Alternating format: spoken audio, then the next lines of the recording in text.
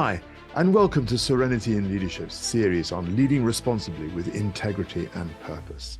A series dedicated to conversations with people who are shining examples of this kind of leadership.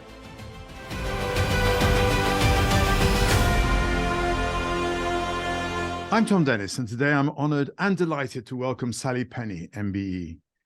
She's a high-profile, award-winning barrister, as well as joint vice chair of the Association of Women Barristers. She's also the founder of Women in the Law UK and hosts the remarkable podcast, Talking Law. Sally sits as non-executive director on a variety of boards, bringing her experience and expertise in many areas, including governance, employment law, and cybersecurity. She's a keen fundraiser, supporting numerous local and national charities, a patron, diversity leader, radio broadcaster, and contributor, and, as she puts it, most importantly, a proud mother of three. Yeah. Welcome, Sally. It's wonderful to have you here. Thank you, Tom. That was an amazing introduction, but I'm just a dog owner and a mother. That's why I was trying to say. Thank you for inviting me. This is a really great podcast. I've listened to quite a few of your guests on here, so I'm honored to be amongst them. Oh, well, I'm delighted you're here. But I have so many questions to ask you because you're involved in so many fascinating roles and projects. And of course, because International Women's Day is this week. So let's get stuck in. Great. You champion a wide range of diversity-related initiatives from disability, gender, sexuality, and racial cases. Indeed, you were awarded an MBE for services to diversity in the workplace, social mobility, and law. So for you, what is at the crux of how we can empower people to be a catalyst for positive change? Well, it's a very good question, really. And when you put it like that, I suppose it's having a purpose which would be inclusive or including of all.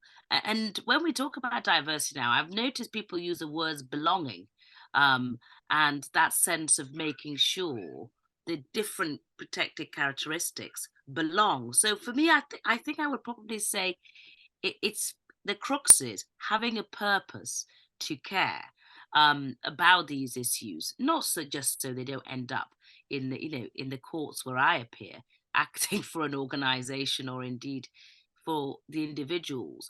But the truth is, it requires all of us to have a purpose, and a purpose to actually have a culture which is inclusive and inclusion. You can have diversity, but if you don't have, and I'm conscious that leadership is your bag, so I don't want to stray into your territory, Tom. But I know what you do and what you do very well. But if you don't have leaders with purpose who can embed the things I care about, then it's completely pointless. And you have cultures which simply don't work. I mean, we see it in law all the time. Law firms merge and the culture is appalling. And then you lose half the staff. And the people say, oh, I thought they would have loved it here. You say, well, you've not done anything at all about purposeful leadership or culture, or in fact, just leading from the top and being an example setter. So for me, it has been about a purpose for better inclusion, and better inclusion with those with protected characteristics. And as you rightly pointed out, it is varied and is broad. But I'm quite keen to make sure that we deal with the intersectional issues. Somebody who is Jewish and it is protected characteristics as religious grounds can also be from the LGBTQ plus community. And we often don't talk about those intersectionalities, in respect of gender. Somebody who, who is a Black woman also can be queer or whatever it is. And neurodiverse people often don't feel that they are included in the workplace simply because they sometimes feel as though the optics, we deal with the optical diversities in the workplace, and perhaps we forget them. And I don't say that I necessarily agree with all of that, but the reality is not all disabilities, for example, are visible. Not every disabled, but we know neurodivergence often don't display anything physical at all, and they're just as equal and should belong in the workplace. So yeah, I would say purpose, to answer your question. Yeah, it's interesting you mentioned the word belonging, because I think more and more I'm seeing that as I'm recognizing it as a fundamental driver. People Yes, need to belong, and that drives them. It drives them positively, and it drives them negatively, and it often drives people to exclude. yes. So it's a challenge that we have to enable people to feel that they belong, and that there is a wider world in which they can belong to. Yes, yes. Yeah, you've summarized that beautifully, actually. Not just, not just in the workplace, but you're right. You're right. That wider world concept. Yeah, And belonging, of course, plays so much into, imposter syndrome. That feeling as though, the imposter there, the imposter because you don't belong, or you feel as though other people in the workplace or whatever the environment is don't think you belong. Because sometimes I think that whole imposter syndrome isn't often necessarily about you. It's about you thinking what other people think about you. Um, absolutely. Yeah. uh, whether one belongs. Yeah. Sorry, I'm sort of going on a slight digression there, but it's quite interesting when you phrased it in that way. Well, that's what these interviews are about. It's sort of building on what we sort of both think about. You motivate and inspire so many people, and on your website you give examples of who inspires you, which I loved when I saw that. Who really stands out for you the most, and why? Well, that is a big question, and I know we haven't got longer than these interviews to go through all of them. But I wanted just to give a small example. So there are a few people, and I suppose if I had to sort of pick one, I would probably say Nelson Mandela. I know the late Nelson Mandela, president of South Africa. And his story is so powerful because, of course, he trained as a lawyer. Lots of people don't know that. I have no interest at all in politics. I should display that now because I know the UK is a trodden path. But apart from voting, absolutely no interest in politics. But he inspires me because his whole journey is so powerful, from having been incarcerated for so long and then to be released and then have, I suppose, forgiveness even Mm, um, for perpetrators or whatever, and then to be elected to govern a country and then put kind of that whole sense of, um, I suppose, I don't know, even a hatred for apartheid behind, and then lead a nation, lead a rainbow nation of two people. I really find that, sometimes when I give interviews, people ask, if you could have a fictional dinner party, who would be the leaders you would invite? And I always name him. I used to always say the Queen, and of course, Her Majesty's also passed. But I would say Nelson Mandela, but perhaps you could indulge me in perhaps two more people if I can. Just very quickly, just very quickly. But one of the other people that I thought, and I've often thought about this, the recent and president of New Zealand, Jacinda Ardern, mm, who of course has stepped down.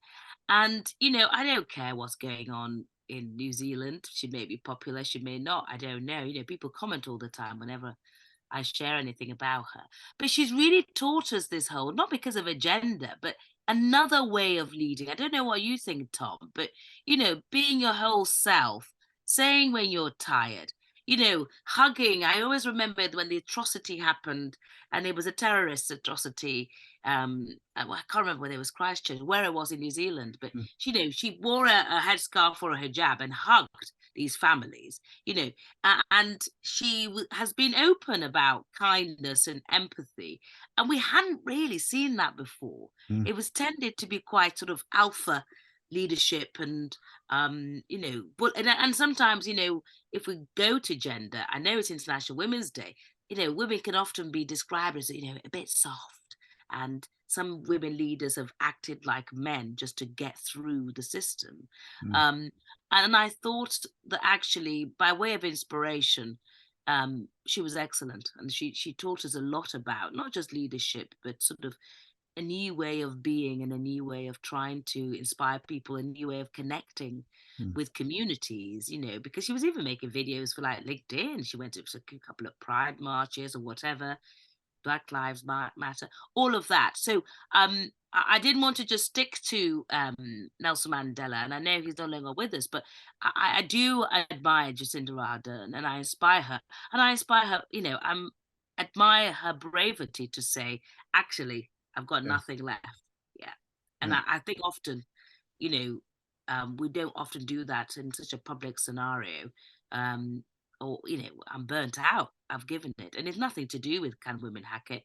I think part of the bravery and leadership is knowing when to say, Enough. yeah, yes, yes, or time to move on, or Mm. whatever the sayings are. You've probably got some clever coaching that you do, Tom, to help lead us through those periods, maybe, I don't know, of transition. I don't know how it transpires in sort of in the business world, but I think that's quite brave to finally go, yeah, I enough is th- enough, or it's yeah. time to go. I think she showed enormous courage in doing that, and all the naysayers and all they came up with at the sort of criticizing her and sort of trying to second guess, when actually I think she just was being really honest and saying that is enough. I need to move on. Yes. And I'm always reminded by Charles Handy's book several years ago, which asked the question, "What is enough?" Yes.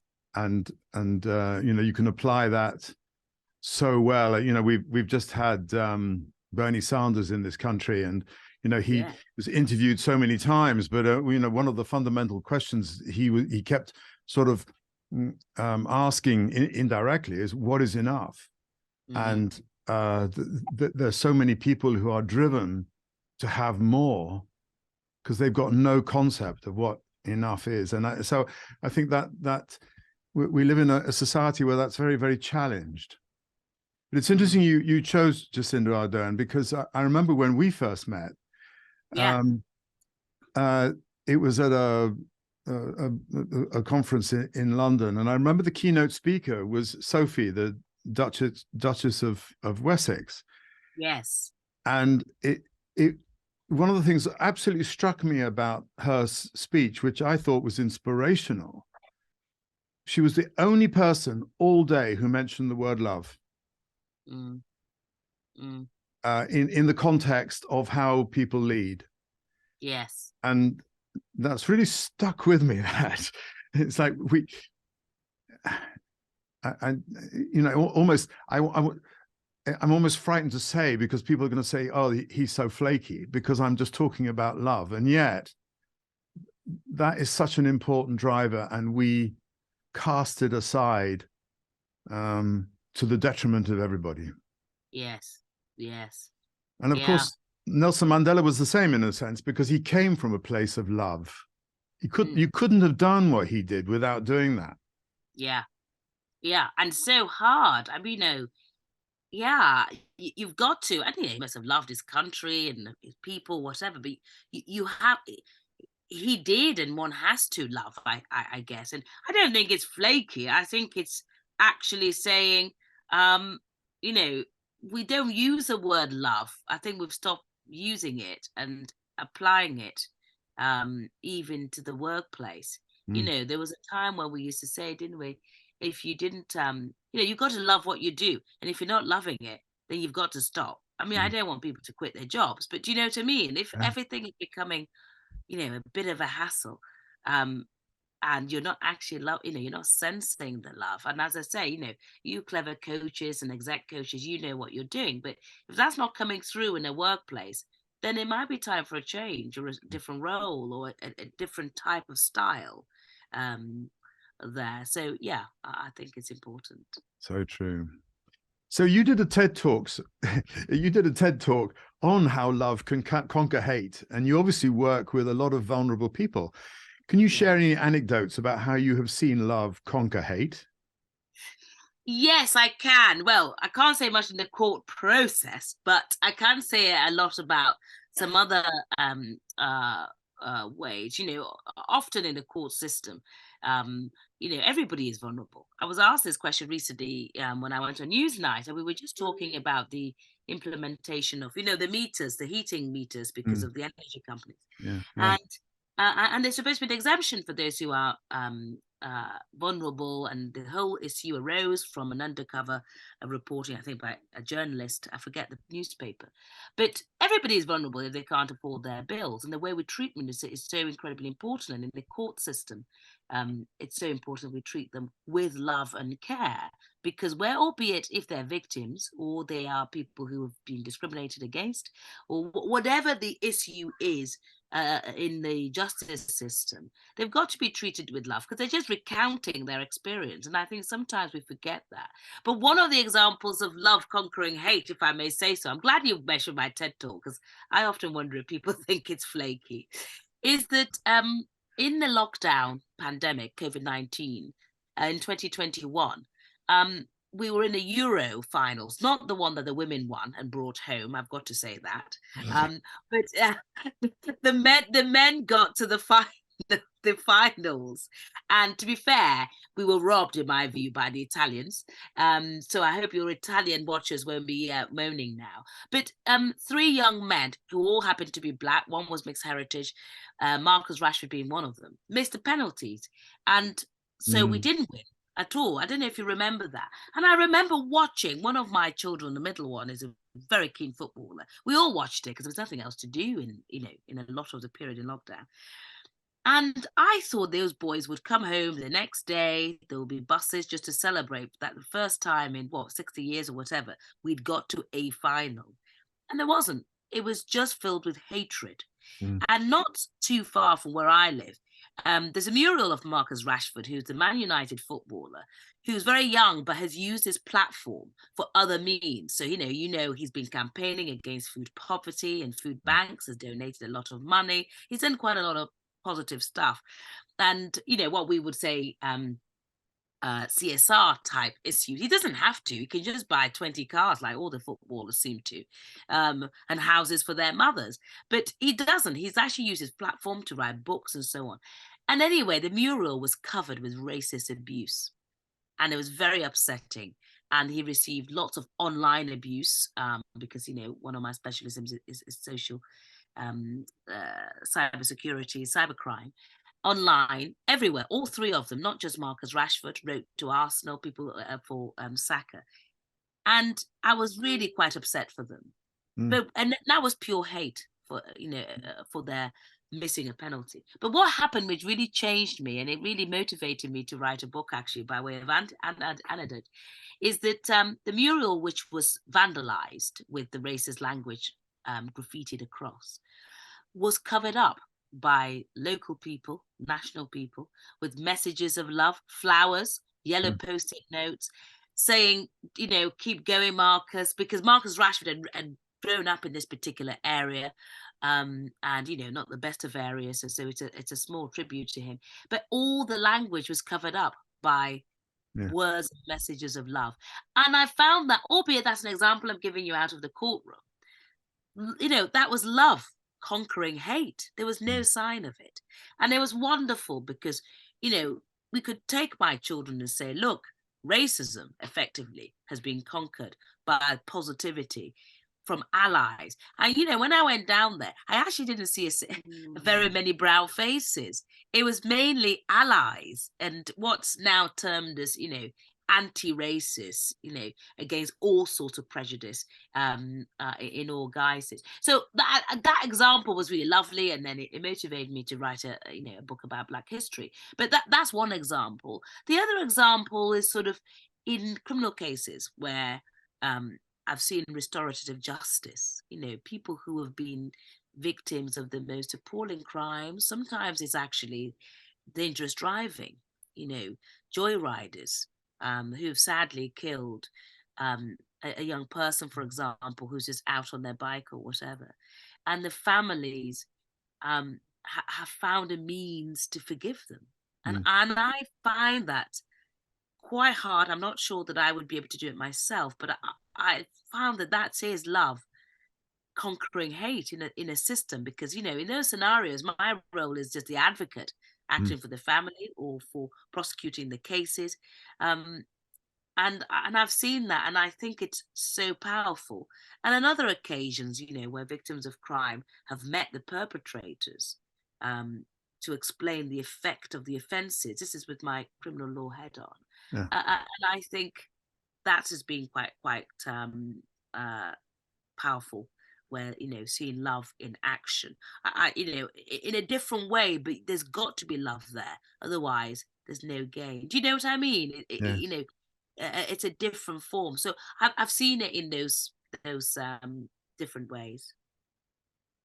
One of the things that really strikes me about that is when the media report it, they seem to not be able to comprehend that this could possibly happen. Yes. And that's sad in and of itself. Yeah. Because yes, it is.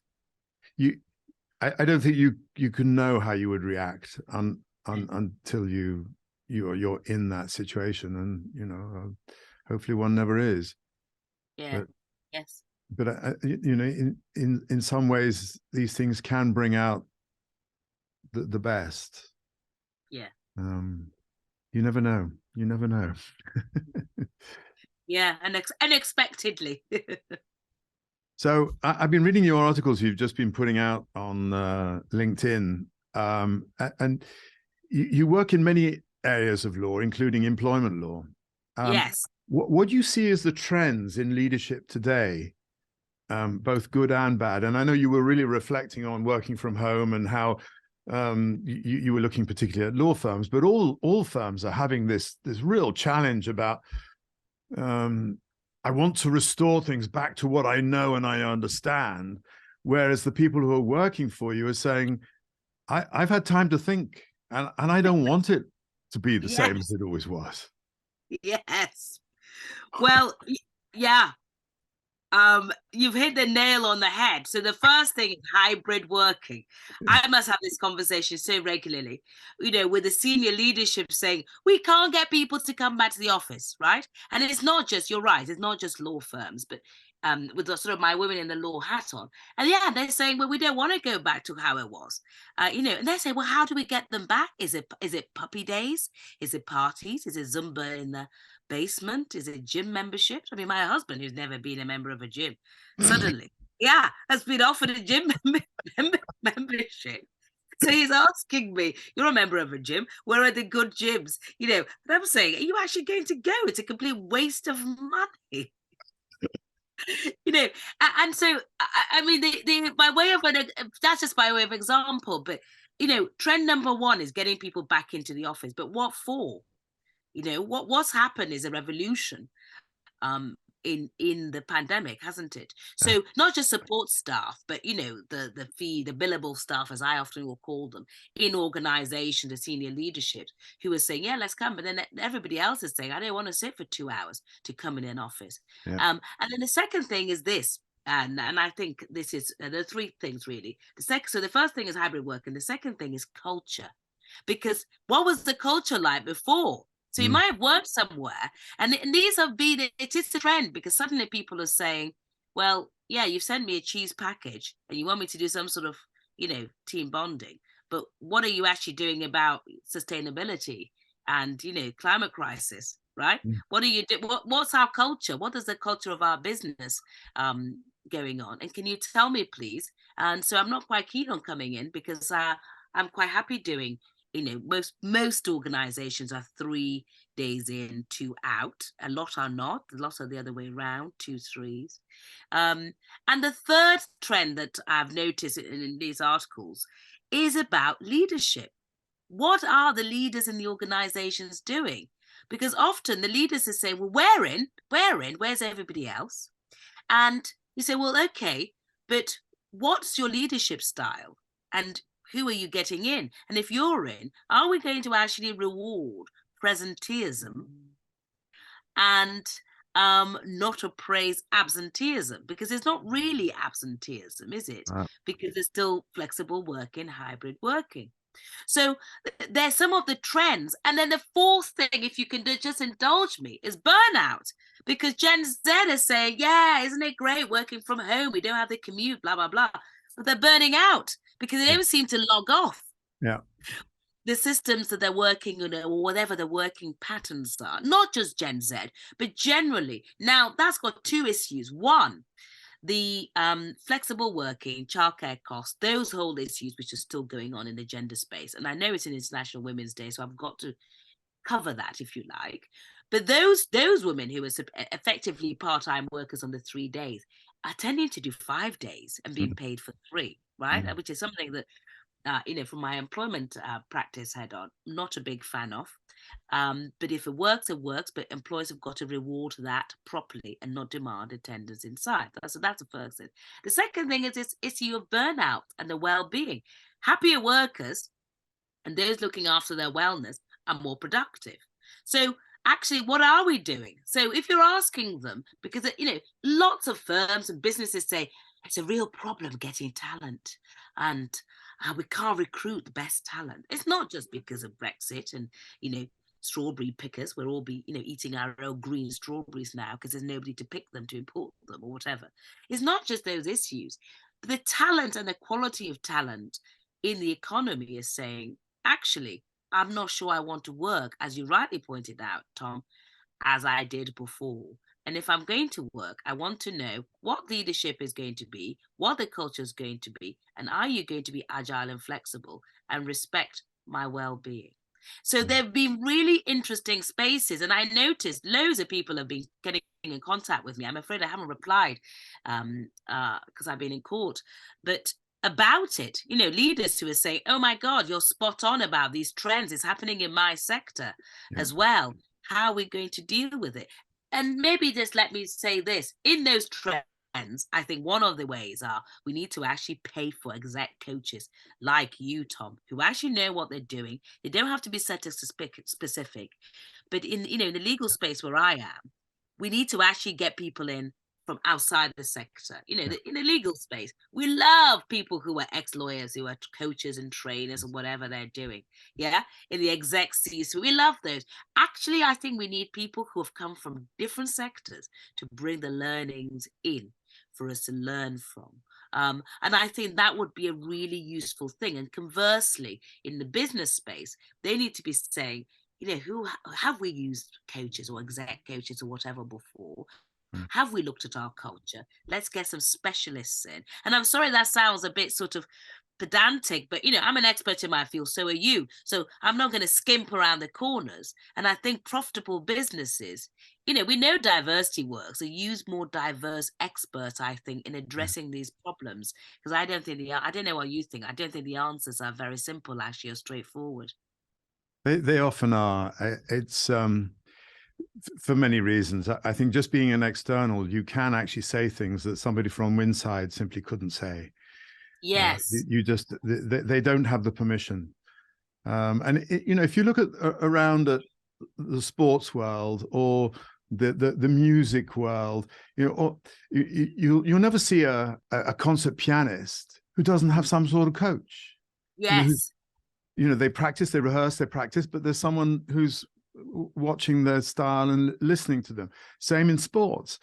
And I think it's a little odd, really, that we look at people at the top of organizations and say, well, shouldn't you be doing the same?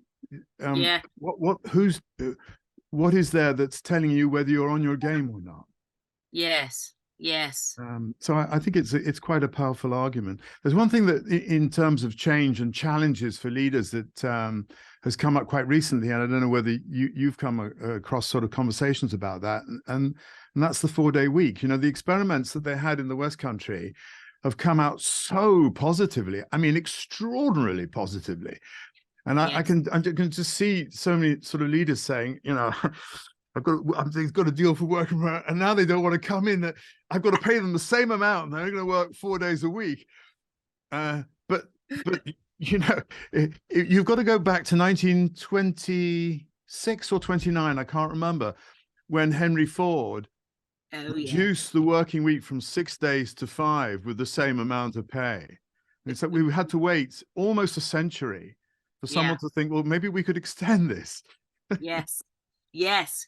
I mean, it is extraordinary, isn't it? Because I can't see people going, oh, God, it's even a lesser week. How are we going to fit in? And as I said before, working mothers and fathers have been doing it for yonks, having the gratitude tax. They've been working for, all those days are being paid for less. So why don't we all do it? So I see the conflict, but the well-being aspect of them was so good that, Mm, I mean, we're in an obesity crisis.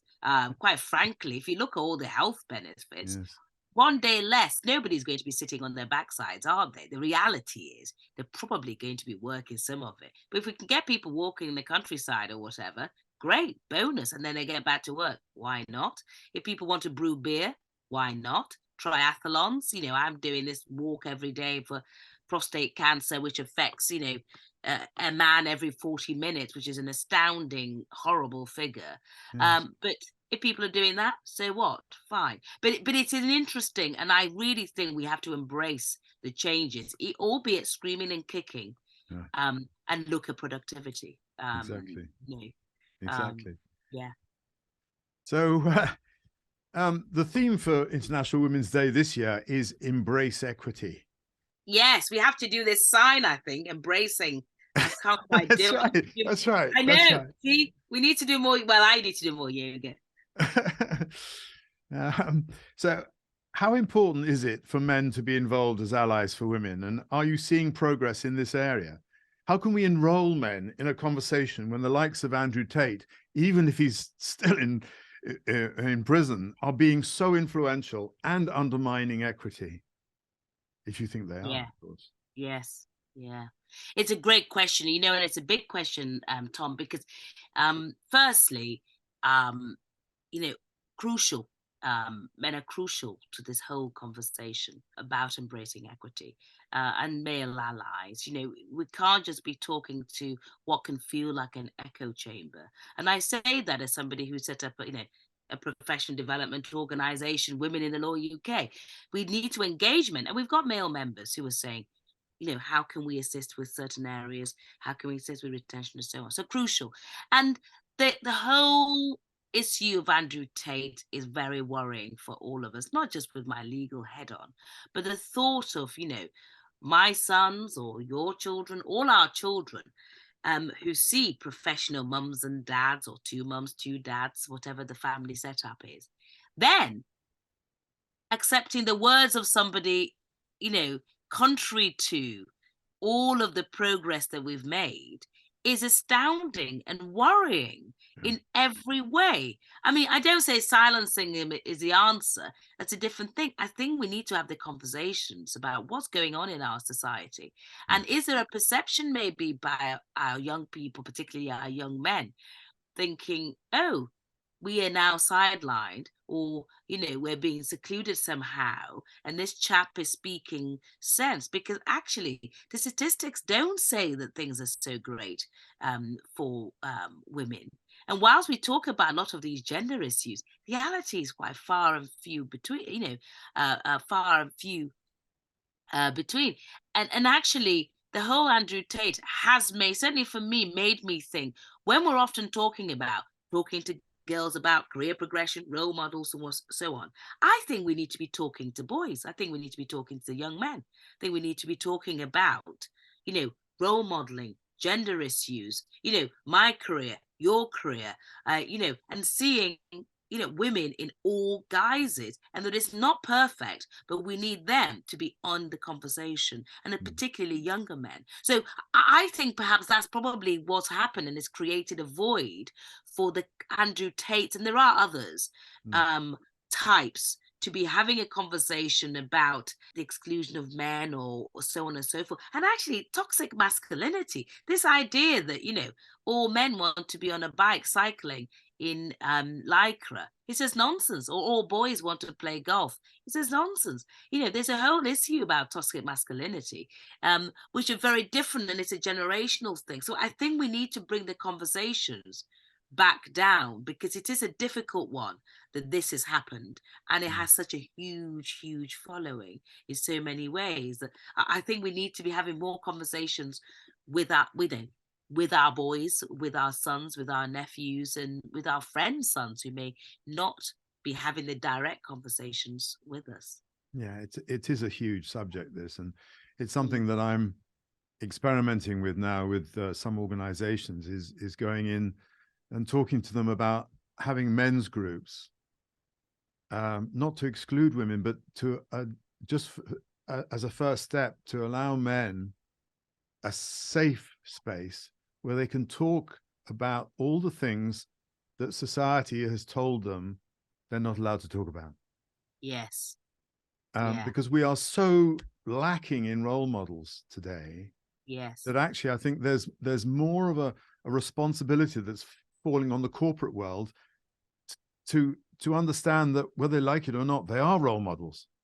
Yeah. Leaders in organizations are role models, and they need to sort of take up the cudgel and speak from a genuine masculine place. Yeah.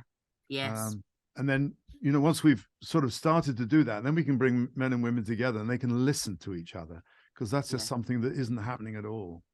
Yes. So Yes. I feel pretty passionate about it. Yeah, I think you're spot on. And I think do it, because then you can also then build on it, because there is, of course, the other side of the spectrum, which is, men who've married these women in obviously heterosexual relationships, and then the women are suddenly going through the menopause, and the men are a bit like, what's this? Hang on, what happened to the woman that and how is this affecting me? The woman that I've married all these years has suddenly changed and has become a different person, but it's physically and emotionally and so on.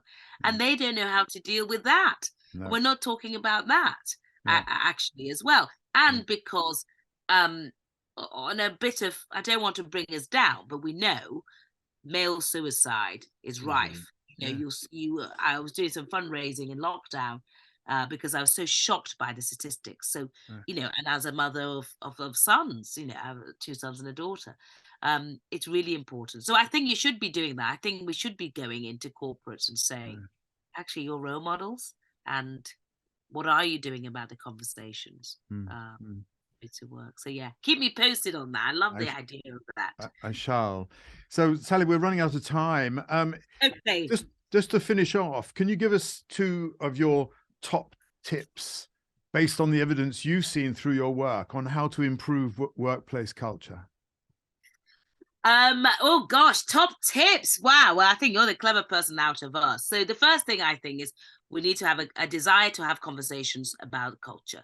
You can't do that if people are just saying, behind each other's backs as a group, group think, oh, we think we're all right, we think we're okay. But actually nobody's having a conversation about whatever the issues are, microaggressions, hair discrimination, whatever, cycling, whatever. So I think we need to have conversations. And then the second thing then, of course, and I would say this, wouldn't I? Deeds, not words. We had a brief conversation before about the suffragette film, didn't we? Before we started recording, and Emmeline Pankhurst, where I am in Manchester, and I know I'll go to London too, but deeds, not words, is really important to follow up. It's no good just having talking shops all the time, which I've seen in a lot of organizations, or you get some papers, in an employment case where there was a conversation about doing something, you think, oh gosh, that feels like it was 1987.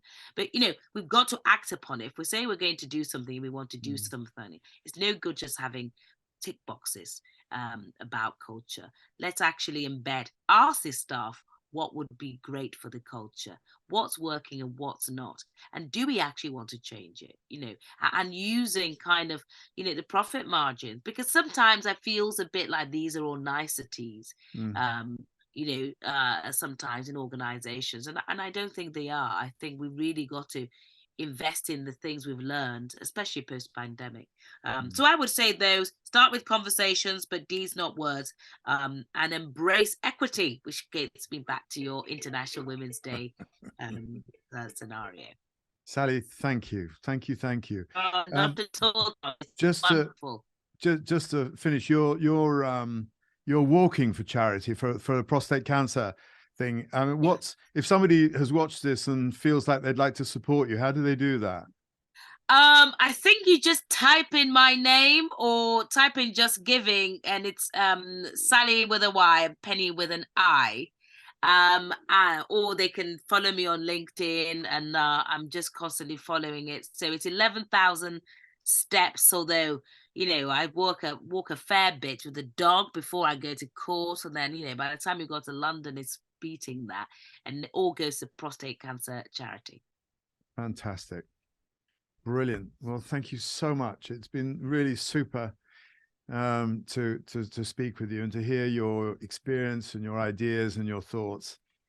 Oh, Really, wonderful. really appreciate it. Yeah, Not thank at all. Thank you for inviting me. you.